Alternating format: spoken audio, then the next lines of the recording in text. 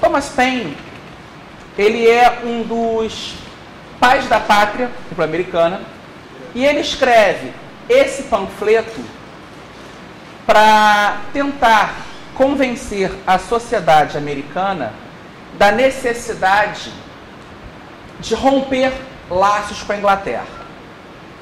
Paine diz, abre aspas, a sociedade em qualquer estado é uma bênção, enquanto o governo, mesmo em seu melhor estado, não passa de um mal necessário.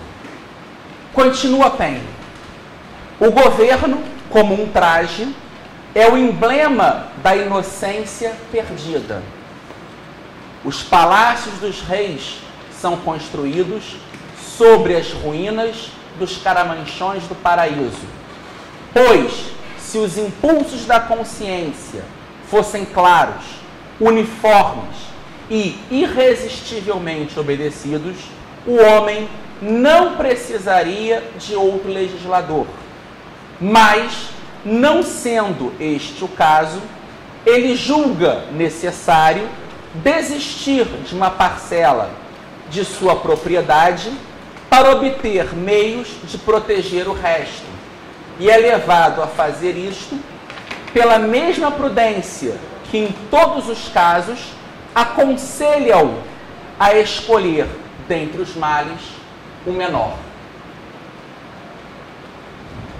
Fazendo eco a Thomas Paine, no ano de 1787, no auge dos debates para a aprovação da Constituição Americana, James Madison disse: se os homens fossem anjos, governos não seriam necessários. Mises, seguindo essa linha de raciocínio do liberalismo clássico, pautado nas obras, e aí basta voltar a um texto anterior ao Ação Humana, o Liberalista da Tradição Clássica, um livrinho que ele publicou, se não me engano, em 24, cerca de 25 anos da Ação Humana, ele volta principalmente ao Humboldt, mas pegando esses pais da pátria americanos, Montesquieu, e vai discutir a visão clássica de liberalismo. Diz Mises, aqui,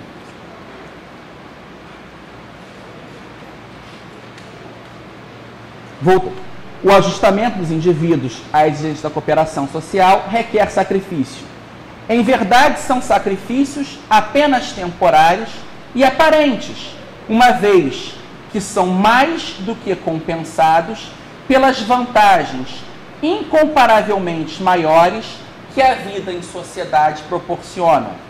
Mas, no instante mesmo em que renunciamos a uma satisfação desejada, sentimos um certo desconforto. E não é qualquer pessoa que percebe benefícios posteriores e se comporta em função disso. O anarquismo sustenta que a educação poderia fazer com que todos compreendessem qual seria o comportamento mais condizente com seus interesses. Devidamente instruídos, todos se conformariam com as regras de conduta indispensáveis à preservação da sociedade.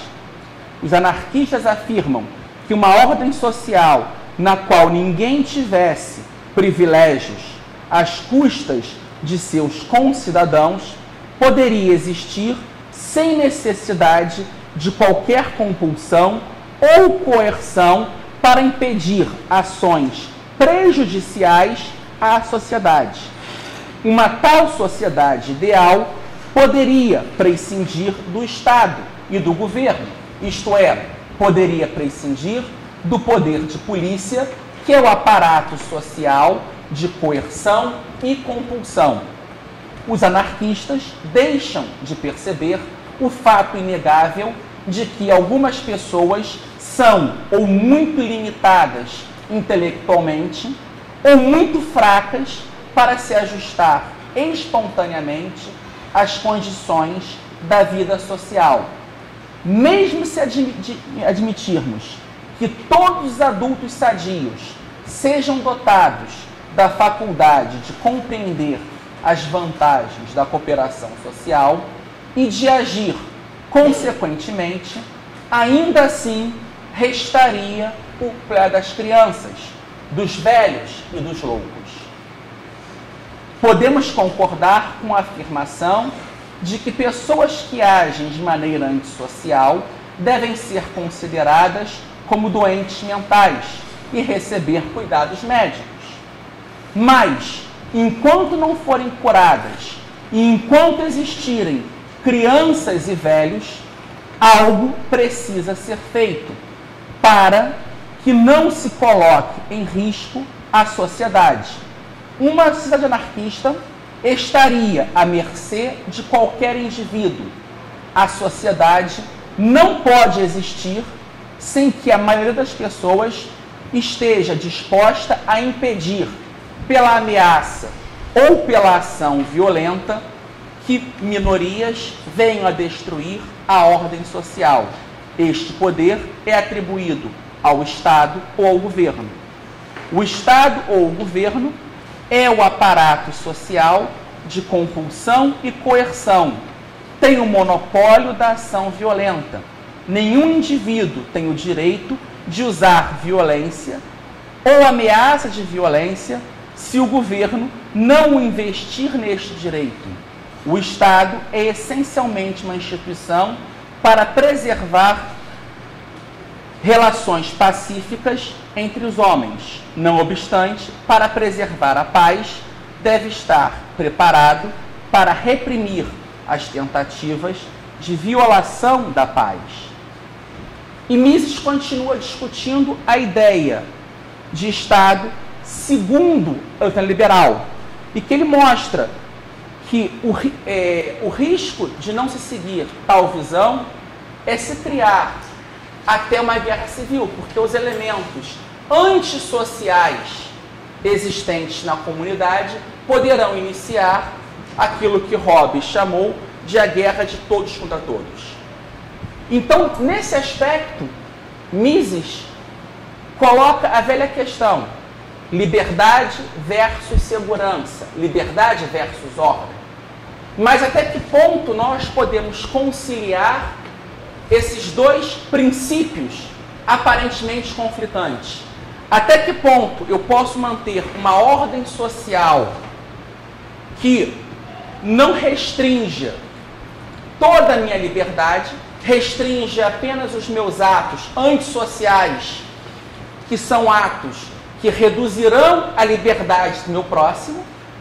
Ou como eu posso evitar para que esse aparato, esse Leviatã, o mais frio de todos os monstros frios, o governo, em nome de salvar a minha vida, a minha liberdade e a minha propriedade, tire a minha propriedade, a minha liberdade e até mesmo a minha vida? A solução encontrada pelos liberais clássicos e seguida por autores austríacos como Mises e Hayek se pauta na noção de instituição de um Estado de Direito. O que vem a ser o Estado de Direito?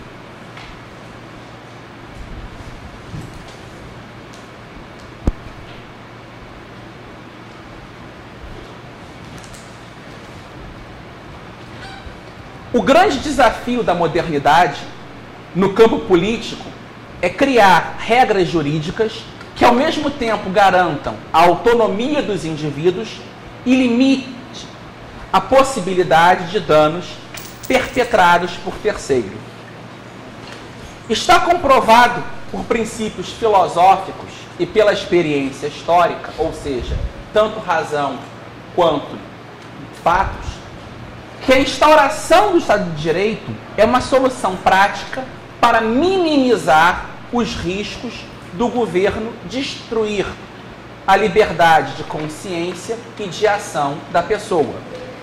O objetivo desse Estado de Direito é restringir, tanto quanto possível, as tarefas e os poderes do setor público e do processo político, ampliando ao máximo possível a liberdade individual.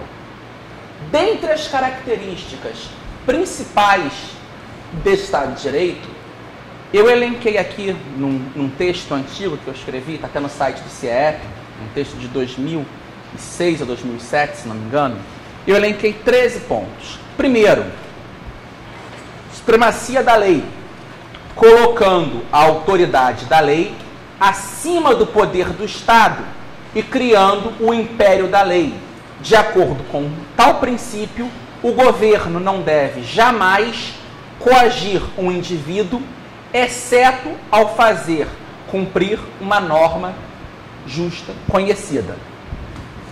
Segundo princípio, isonomia, segundo o qual todos são iguais perante a lei, que por sua vez deve ser a mesma para todos os membros da sociedade, até mesmo para os legisladores, e aplicada da mesma forma para todos os indivíduos adultos, independente de raça, situação econômica e convicção religiosa ou política de cada um deles. Terceiro, ausência de privilégios, ou seja, nenhum cidadão ou grupo de pessoas está acima da lei, não podendo, por esse motivo, ser concedidas vantagens, isenções, direitos e privilégios pelo Estado, que não sejam fornecidos a outros indivíduos, além da impossibilidade de invocação por qualquer membro da sociedade de condição econômica, social, racial ou política para furtar-se ao cumprimento da lei. Quarto, respeito aos direitos individuais, visto que a função principal da legislação e a justificativa para existir o Estado é a necessidade de proteger a vida, a liberdade e a propriedade de todos os membros individuais da sociedade. Quinto princípio, aplicação da justiça, garantindo pela existência de um sistema judiciário eficaz e avesso à impunidade, por intermédio de tribunais acessíveis a todos, as garantias da liberdade individual e a punição aos criminosos, que devem ser denunciados, investigados, processados, julgados e, caso culpados, condenados a cumprir pena. 6.